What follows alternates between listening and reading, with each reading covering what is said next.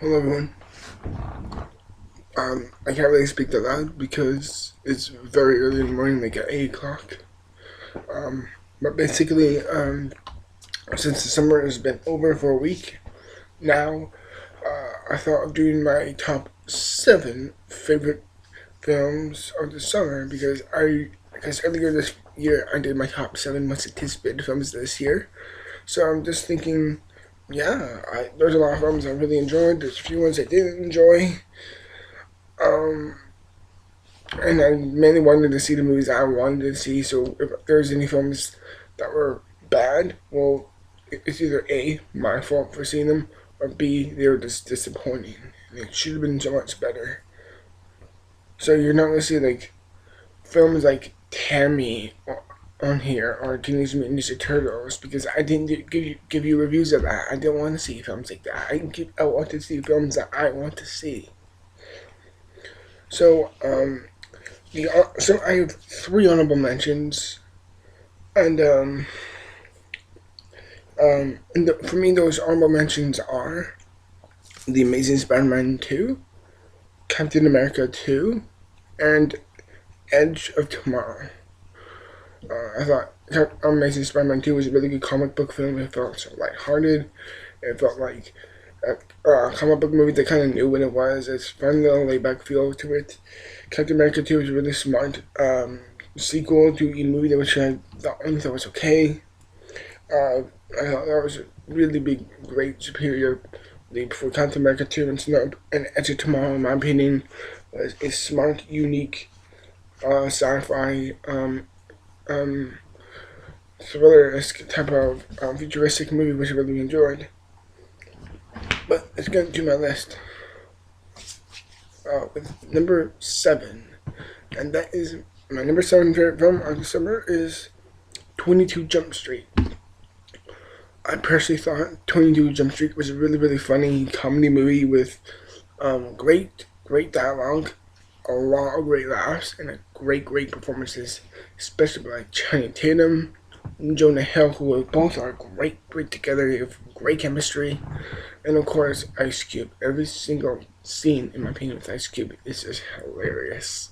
Seriously, 22 Jump Street, in my opinion, was the movie I have laughed the most this summer. And number 6 for me is probably the most fun movie of the summer for me, and that was Guardians of the Galaxy. Guardians of the Galaxy, in my opinion, was a really, really great and fun type of movie that I really, really wanted to come. It's like a brand new beginning of a comic book era film. Whereas, like, we literally, like, before this film, we had little to no information about these characters. Well, not diehard comic book fans, because I love comic books, but I haven't read any of the Guardians of the Galaxy comics. But for me, it's kind of like, oh wow, it's like, that's a bit of a leap. Like, I've never heard of Guardians of the Galaxy. Hopefully they can pull this off. And by the end, they left us wanting more. I'm like, I love these characters. I feel like I know these characters. Why are these characters? Why haven't we got these before? Which makes me a lot more appreciative, which for me is the reason why Guardians of the Galaxy ends up at my number 6 on this position of my top 7 favorites.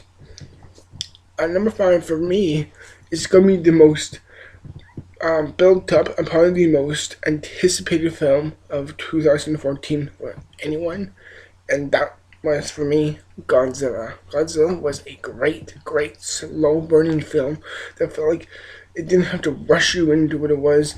It knew what it was. It was a modern sci-fi post-apocalyptic movie with great sense of monster be fun, but it treated the audience with respect and not like, oh, we're just going to go right into the action. It's like, we're going to treat you like this is something you really want to have.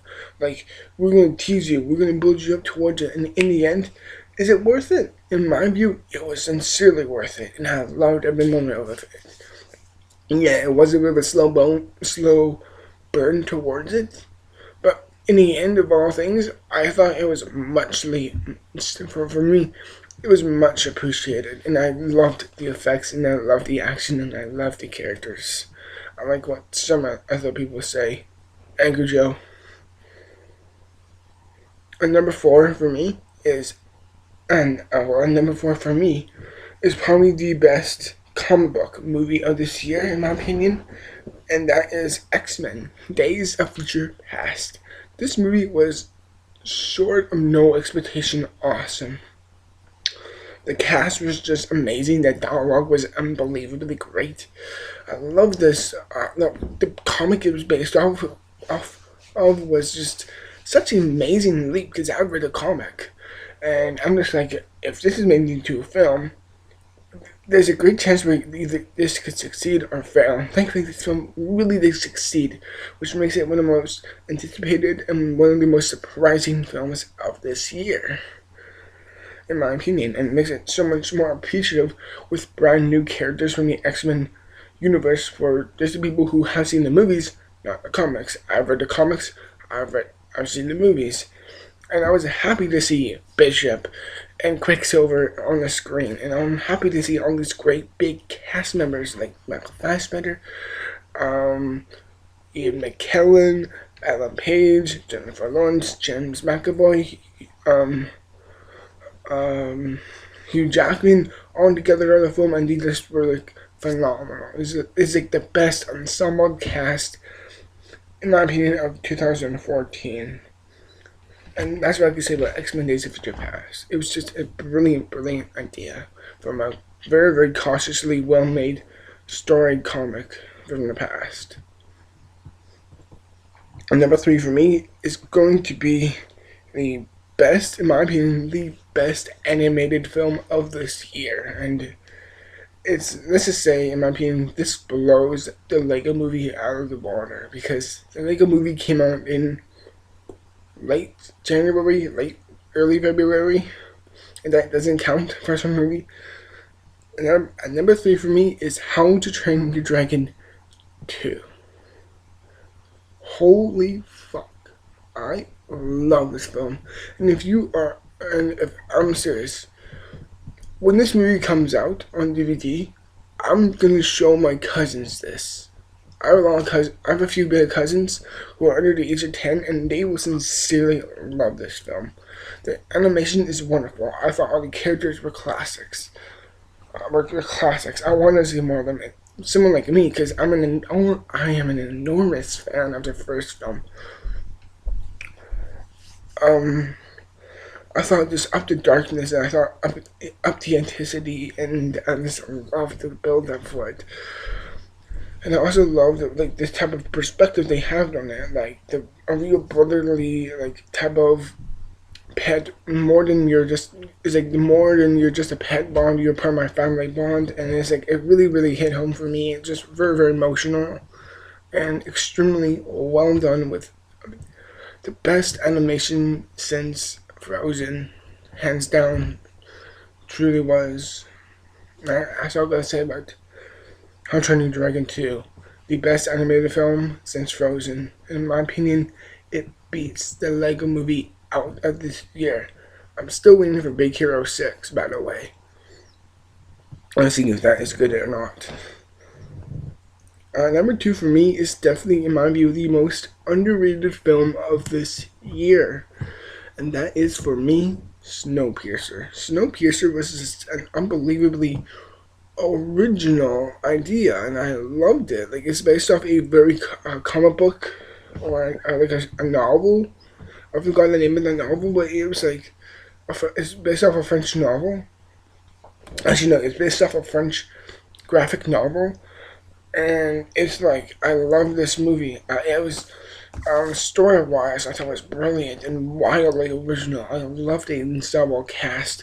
The way the film moved and progressed felt so natural and so progressively easy to get behind it.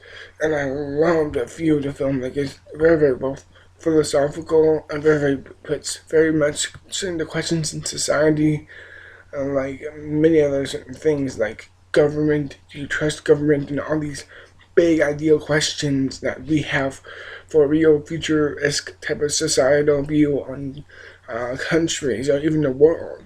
And I think it's a monumental film, in my opinion, because of that. And what can I say? Snowpiercer for me is the most underappreciated film of this year, and Chris Evans, in my opinion, is the best part of this film. seriously, give this man an.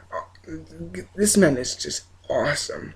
Like I love. He's great as Captain America, but he is amazing in this film.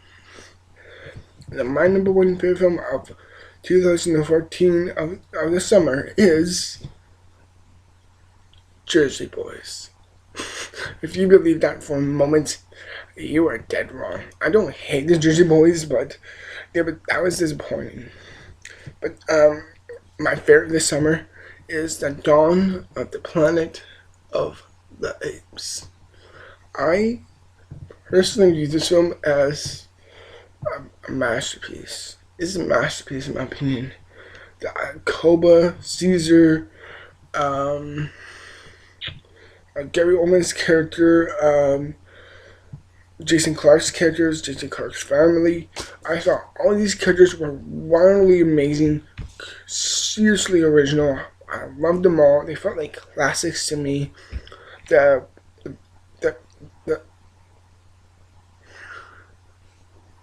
best effects, the best CGI next to Godzilla of this year. I'm just saying.